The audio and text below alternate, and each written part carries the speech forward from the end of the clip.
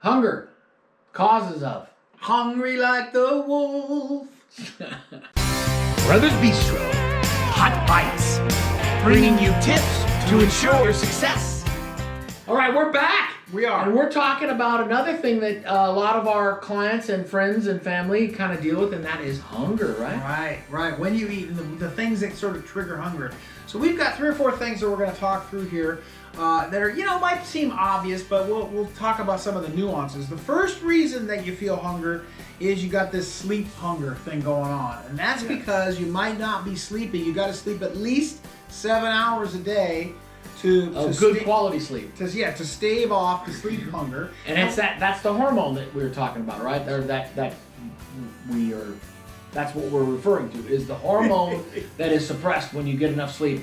And when you don't get enough sleep, this hormone kind of pops up and makes you feel hungry. I guess so. I don't understand but just know, sleep is super important, right? Yeah. Super important. We just did an episode on sleep.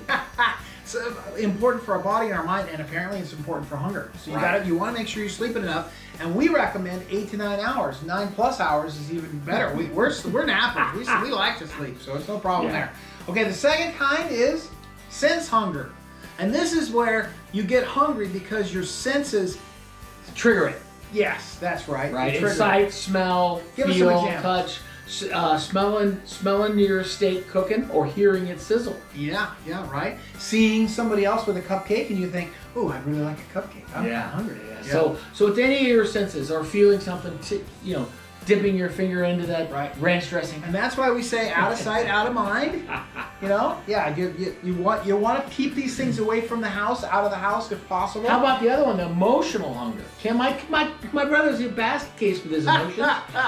Well, lots of people eat for lots of reasons, right? They're bored, they're lonely, they're sad. Emotional. Yeah, all of the emotions that you can feel sometimes can trigger. I mean, lots and lots of people say they're an emotional eater. That's pretty typical kind of a thing we deal with. Sometimes they don't even realize it, right? They'll be sitting down at their favorite spot and they've always snacked there. When they're trying to get this stuff under control, they realize, wow, I didn't even realize I had that bag of chips or that bowl of popcorn or that chocolate covered nuts right next to me. And the last thing is mind hunger, and we like to think of this as a positive one because you can use your mind to think about when you're going to eat next, or when you've eaten last, or you can talk yourself into eating when other people are eating. So it can kind of go both ways. But the idea is you're not necessarily hungry, you don't necessarily need to eat, but you've convinced yourself. We like to look at it like you can program it, right, so that you're eating at the right time. Right. But it also, you can be talked into other things.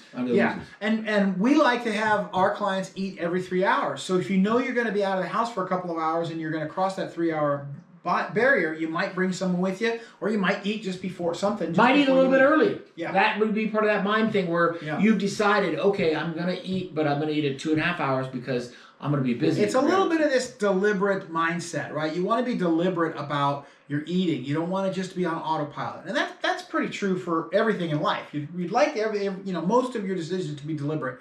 So knowing what to eat, low glycemic carbs, fruits and vegetables, high protein. Lean protein. Lean protein, that's right. Yeah. Those are really key. And you're eating regularly on a regular schedule will keep you more full, will make it way easier to not get talked into or be triggered by these other forms of. And we say to a lot of our clients, if you're going to a party or something and you know there's going to be temptations, bring something that you can eat. Bring something that's low glycemic, Plan it out. Yeah.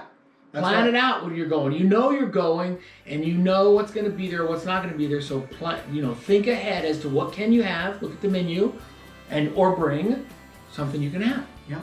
And with that, Clark Brothers Bistro, here for your health.